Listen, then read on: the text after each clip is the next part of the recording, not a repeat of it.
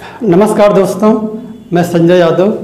आइए आज हम इकोटोन और निच को समझने का प्रयास करते हैं। तो सबसे पहले इकोटोन कहते हैं दो इकोसिस्टम के मिलने वाले जगह को, यानी इकोटोन एक संक्रमण वाला स्थान होता है जहाँ पर दो इकोसिस्टम आपस में मिलते हैं। जैसे ग्रासलैंड, घास का मैदान ये फॉरेस्ट और डिजर्ट के बीच का जगह होता है, उसको हम घास का मैदान कहते हैं। यह एक इकोटोन है क्योंकि यहाँ पर दो इकोसिस्टम आपस में मिलते हैं। अगला है मैंग्रोव कहते हैं ऐसी जगह को जहाँ पर स्थलीय इकोसिस्टम और जलीय इकोसिस्टम आपस में मिलते हैं। तो यहाँ पर मैंग्रोव में दोनों स्थल की विशेषताएं पाई जाती हैं और यहाँ पर प्लांट्स और एनिमल भी अधिक संख्या में पाए जाते हैं। अगला है एस्चुअरी, मुहाना कहते हैं जब नदी समुद्र में मिलती है जहाँ पर उस जगह को मुहाना कहते हैं। मुहाना भी ऐसी जगह होता है जहाँ पर समुद्र का खारा पानी और नदी का स्वच्छ पानी आपस में मिलता है। तो जलीय जंतुओं को अपनी संख्या बढ़ाने के लिए और अपना जीवन यापन करने के लिए बहुत ज़्यादा खारा पानी भी सही नहीं होता है और बहुत ज़्यादा स्वच्छ पानी भी सही नहीं होता है। तो मुहाना एक ऐसी जगह होता है जहाँ पर ऐसी दशाएं बनती हैं जहाँ पर जलीय जंतु विशेष करके मछलियाँ काफ़ी अधिक संख्या में पाई जाती हैं। उनका वहाँ पर रिप्रोडक्शन बहुत तेज़ी से बढ़ जाता है और ऐसी जगह पर मछलियों का उत्पादन बहुत ज़्यादा होता है। तो इस तरह से आपने देखा कि मैंग्रोव, ग्रासलैंड, एस्चुअरी ये सब इकोटोन हैं और इकोटोन दो इकोसिस्टम के मिलने की स्थान को कहते हैं। एज इफेक्ट कहते हैं इकोटोन में कुछ ऐसी जातियां होती हैं, कोई एक दो जातियां ऐसी होती हैं जो बाकी जातियों की तुलना में अधिक संख्या में पाई जाती हैं और इस घटना को एज इफेक्ट कहते हैं। और जो जाति अधिक संख्या में पाई जाती है उस जाति को एज स्पेसीज कहते हैं। एज स्पेसीज, तो आप एज स्पेसीज और एज इफेक्ट को भी समझ गए और इन दोनों का संबंध इकोटोन से है। मैंने यहाँ पर एक फिगर के माध्यम से मैंग्रोव फॉरेस्ट को समझाने का प्रयास किया है। हमने अभी आपको बताया कि मैंग्रोव एक इकोटोन है, तो यहाँ पर हमने एक फिगर के माध्यम से आपको समझाने का प्रयास किया है कि मैंग्रोव क्या होता है। मैंग्रोव एक इकोटोन है क्योंकि अब यह जलीय और स्थलीय दोनों इकोसिस्टम के मिलने के स्थान पर बनता है। यहाँ पर ऐसी दशाएं होती हैं कि यहाँ पर एनिमल्स और प्लांट्स की बहुत सारी जातियाँ पाई जाती हैं और बहुत अधिक संख्या में पाई जाती हैं।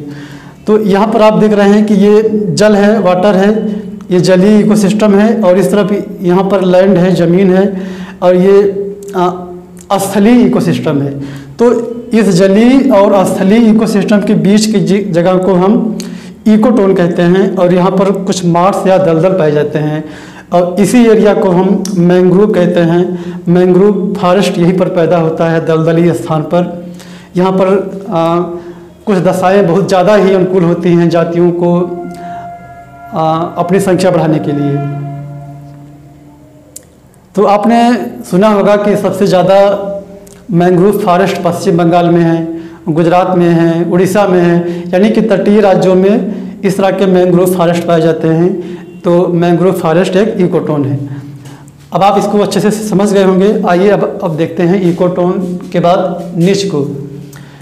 निच भी एक ऐसी जगह होती है जहाँ पर किसी एक विशेष जाति को रहने के लिए या तो सारी अनुकूल दशाएं होती हैं, उनको वहाँ पर भोजन भी उपलब्ध होता है, वहाँ पर आवास भी उनके लिए अनुकूल होता है, वहाँ पर रिप्रोडक्शन करने के लिए भी दशाएं होती हैं। ये सब कुछ होता है, या तो अधिकतम दशाएं होती हैं या सारी दशाएं वहाँ पर उपलब्ध होती हैं। ये किसी एक जाति के लिए होता है। इसका मतलब एक निच केवल एक जाति के लिए होता है। एक निच में दो जातियाँ नहीं हो सकती हैं। एक निच दो जाति के लिए नहीं हो सकता है, वैसे नहीं हो सकता है जैसे एक म्यान में दो तलवार। तो आप निच समझ गए कि निच इकोसिस्टम के अंतर्गत ही होता है, किसी एक विशेष जाति के लिए होता है। एक विशेष जाति को रहने के लिए वहाँ पर सारी अनुकूल दशाएं होती हैं या अधिकतम अनुकूल दशाएं होती हैं। इसका यूज कहाँ पर होता है? कंजर्वेशन हमने लिखा है, इसका मतलब होता है संरक्षण। प्लांट्स या एनिमल के संरक्षण में इसका यूज होता है। आप जानते हैं कि बहुत सारे प्लांट्स की जातियाँ और बहुत सारे एनिमल्स की जातियाँ ऐसी हैं जो समाप्त होने के कगार पर हैं, उनका बहुत ज़्यादा दोहन हो चुका है। तो इन जातियों को बचाने के लिए उनका निच को फाइंड आउट करके अगर वहाँ पर रखा जाए तो हम उनको बचा सकते हैं, उनको हम कंजर्व कर सकते हैं। तो निच का यूज होता है एनिमल या प्लांट को कंजर्वेशन में, उनके संरक्षण में। टाइप्स ऑफ निच, निच कितने प्रकार का होता है? हैबिटेट निच, अगर कोई निच ऐसा है, निच मतलब कोई जगह हो गया, कोई स्थान हो गया एक इकोसिस्टम के अंदर, तो अगर कोई ऐसी जगह है, कोई ऐसा निच है जो किसी एक विशेष जाति को रहने के लिए आवास उपलब्ध कराता है, तो ऐसे निच को हैबिटेट निच कहते हैं।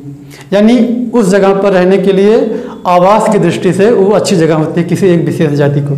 दूसरा है फूड निच, कोई ऐसा निच है जो किसी एक विशेष जाति के लिए वहाँ पर भोजन आसानी से और अधिक संख्या में उपलब्ध है, तो ऐसे निच को फूड निच कहते हैं किसी एक विशेष जाति के संदर्भ में। अगला है रिप्रोडक्टिव निच, ऐसा निच जहाँ पर किसी एक विशेष जाति को रिप्रोडक्शन यानी अपने जैसे संतान उत्पन्न करने के लिए सारी अनुकूल दशाएं हों, तो उस निच को, उस जगह को एक विशेष जाति के संदर्भ में रिप्रोडक्टिव निच कहते हैं। अंतिम है फिजिकल एंड केमिकल निच, कोई ऐसी जगह एक विशेष जाति के लिए जहाँ पर उसको रहने के लिए ज़मीन समतल हो, लेवल हो, बहुत ज़्यादा उबड़ खाबड़ ना हो, पहाड़ी एरिया ना हो, पठार ना हो, और वहाँ पर तापमान भी उसके अनुकूल हो, और वहाँ पर हवा में नमी की मात्रा भी उसके अनुकूल हो। तो अगर ऐसा कोई निच है किसी एक विशेष जाति के लिए, तो उस निच को हम फिजिकल एंड केमिकल निच कहते हैं। तो मुझको उम्मीद है कि आप निच को अच्छे से समझ गए होंगे। ये निच और इकोटोन कुछ साल से, कुछ वर्षों से एग्जाम में बार बार इसको पूछ रहे हैं, तो आप इकोटोन को और निच को अच्छे से समझ लीजिए।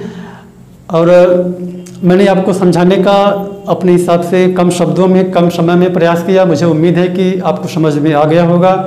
फिर भी अगर आपको कोई डाउट है तो प्लीज़ आप कमेंट करके पूछिए, आप अपने सुझाव दीजिए, हम आपके सुझाव का स्वागत करते हैं।